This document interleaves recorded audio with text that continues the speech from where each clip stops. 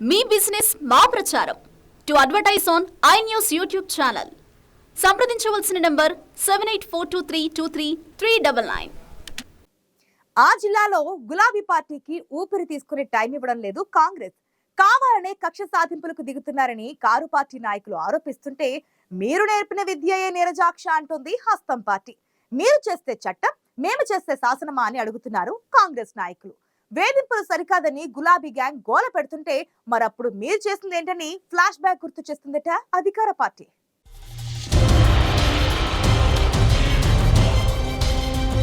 Scene అదే, characters అటు ఇటు చేంజ్ అయ్యాయి అంతే. కాంగ్రెస్ అధికారంలోకి వచ్చిన తర్వాత బీఆర్ఎస్ నేతల టార్గెట్ అవుతున్నారు. బీఆర్ఎస్ అధికారంలో ఉండగా గులాబీ పార్టీ నేతలు ఎలా చేశారో ఇప్పుడు కాంగ్రెస్ ప్రభుత్వంలో ఆ పార్టీ నేతలు కూడా అలానే చేస్తున్నారట. బీఆర్ఎస్ అధికారంలో ఉన్నప్పుడు కొందరు నేతలు అడిగేదెవరన్నట్లు ఇష్టారాజ్యంగా వ్యవహరించారు. అడ్డు అదుపు లేకుండా ఆక్రమణలు, దందాలు చేశారన్న ఆరోపణలు ఉన్నాయి. దీంతో ఇప్పుడు వారంతా అధికార కాంగ్రెస్ పార్టీకి టార్గెట్ అవుతున్నారు.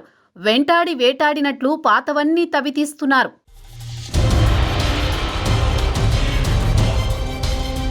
కాంగ్రెస్ కి కంచుకోట లాంటి ఉమ్మడి ఖమ్మం జిల్లాలో ఉక్కిరి విక్కిరి అవుతున్నారు గులాబీ పార్టీ నేతలు. ఖమ్మం, పాలేరు, ఇల్లెందు నియోజకవర్గాల్లో బీఆర్ఎస్ నేతల భరతం పట్టేందుకు సిద్ధమైందట కాంగ్రెస్ పార్టీ. ఆరోపణలు ఎదుర్కొంటున్న నేతలకు ముందుగానే హెచ్చరికలు జారీ చేసింది అధికార పార్టీ. చేసిన పాపాలను ఒప్పుకోవాలని, లేదంటే సమయం వచ్చినప్పుడు చట్టం తన పని తాను చేసుకుని పోతుందని గత ప్రభుత్వంలో చెలాయించుకున్న నేతలకు ఇప్పటికే సంకేతాలిచ్చారు. అయినప్పటికీ వారిలో చలనం లేకపోవడంతో కాంగ్రెస్ సర్కార్ యాక్షన్ మొదలైంది. ఖమ్మంలో మాజీ మంత్రి పువ్వాడ, ముఖ్య అనుచరుడిగా ఉన్న బీఆర్ఎస్ నగర అధ్యక్షుడు పగడాల నాగరాజు విషయంలో చట్టం తన పని తాను చేసుకుపోతోంది.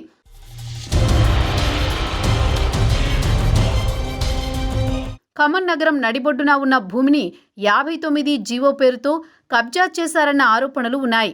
దీంతో పువ్వాడ అనుచరుడు పగడాల నాగరాజుపై కేసులు పెట్టారు. ఆయన అరెస్టు కూడా అయ్యాడు. ఇకపోతే మరో కార్పొరేటర్ జశ్వంత్ అక్రమంగా భవనం కట్టారని నోటీసులిచ్చారు. భవన నిర్మాణ అనుమతులను కాంగ్రెస్ ప్రభుత్వం రద్దు చేయడంతో కోర్టు నుంచి స్టే తెచ్చుకున్నారు జశ్వంత్. ఇందులో ట్విస్ట్ ఏంటంటే, గతంలో గుడ్డిగా అనుమతులిచ్చిన అధికారులు ఇప్పుడు మరో దారి లేక రద్దు చేయాల్సిన పరిస్థితి ఏర్పడింది. 59 జీవోతో అనుమతులు ఇచ్చిన అధికారులే అది అక్రమం అంటూ రద్దు చేయాల్సిన పరిస్థితి వస్తుందని అస్సలు ఊహించలేదు పాపం.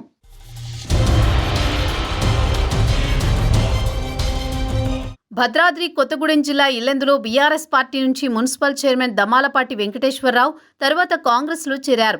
బీఆర్ఎస్ ఆయనపై అవిశ్వాసం పెట్టింది. అయితే అవిశ్వాసం పెట్టి దానికి నాయకత్వం వహించి కౌన్సిలర్లను క్యాంపుకి తీసుకువెళ్లిన గణేష్ని అధికార పార్టీ టార్గెట్ చేసిందని గుసగుసలాడుకుంటున్నారు.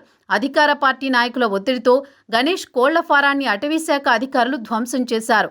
రిజర్వ్ ఫారెస్ట్ భూమిలో మామిడి తోట, కోళ్ల ఫారం కట్టారని వాటిని స్వాధీనం చేసుకున్నారు.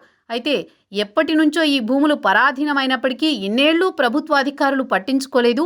కానీ మున్సిపల్ చైర్మన్పై అవిశ్వాసం పెట్టిన తర్వాత మాత్రం ఫారెస్ట్ అధికారులు ఒక్కసారిగా ఉలిక్కిపడి లేచారు. దాడులు చేసి భూములను స్వాధీనం చేసుకునే కార్యక్రమాలకు శ్రీకారం చుట్టారు.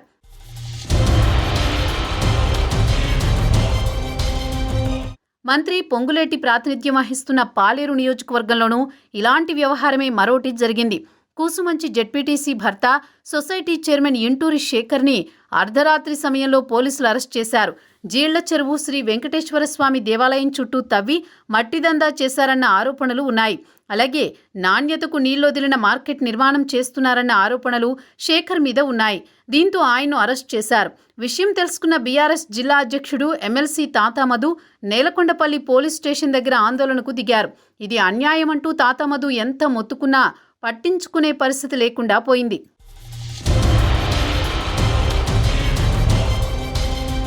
ఖమ్మం, పాలేరు, ఇల్లెందు నియోజకవర్గాల్లో అధికార కాంగ్రెస్ పార్టీ ఇప్పుడు బీఆర్ఎస్ నేతలపై వేధింపులకు పాల్పడుతోందన్న ఆరోపణలు వినిపిస్తున్నాయి. అయితే బీఆర్ఎస్ ప్రభుత్వం ఉన్నప్పుడు అప్పట్లో ఇదే నేతలు చేసిన వేధింపులను కూడా ఎవరూ మర్చిపోలేదంటున్నారు. ఇష్టం వచ్చినట్లు ఆనాడు పోలీసులను అడ్డం పెట్టుకుని కొందరు వేధింపులకు పాల్పడ్డారు. మట్టిదండ, భూకబ్జాలతో రెచ్చిపోయారన్న ఆరోపణలున్నాయి. అసెంబ్లీ ఎన్నికల ప్రచార సమయంలోని దందాలకు పాల్పడి ఎవ్వరినీ వదిలిపెట్టబోమని ముందే చెప్పారు కాంగ్రెస్ నేతలు.